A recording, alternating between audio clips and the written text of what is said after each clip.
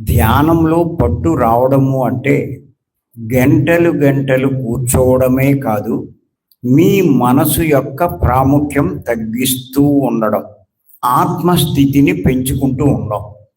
అందుచేత ఆత్మ నేను అనే అభిప్రాయం అంటే అటువంటి జ్ఞానం మెల్లిమెల్లిగా దేహం నేను అనే భ్రాంతిని నశింపచేస్తూ ఉంటుంది.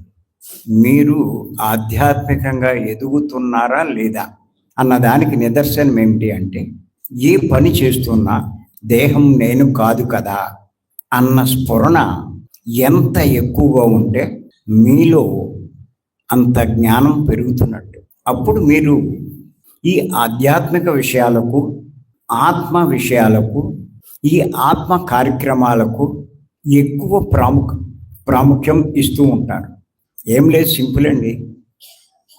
భీమవరం కార్యక్రమం వచ్చింది, సరిగ్గా మీ ఇంట్లో ఏదో ఫంక్షను, పార్టీయో లేకపోతే ఏదో ప్రోగ్రామో ఏదో వచ్చింది. మీకు కనుక ఈ దేహం నేను కాదు అనే స్ఫురణ బాగా ఉన్నట్లయితే దాన్ని పక్కన పెట్టేసి ఈ కార్యక్రమానికి వస్తారు.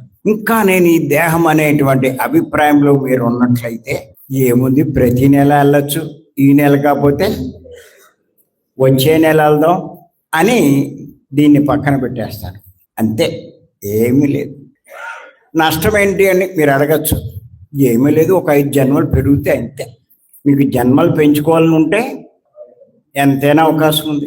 పత్రి గారు కూడా అంటారు, ఏమీ తొందర లేదంటారు. నీకు 500 కాకపోతే 1000 జన్మలు కూడా ప్రకృతి ఇస్తుందంట.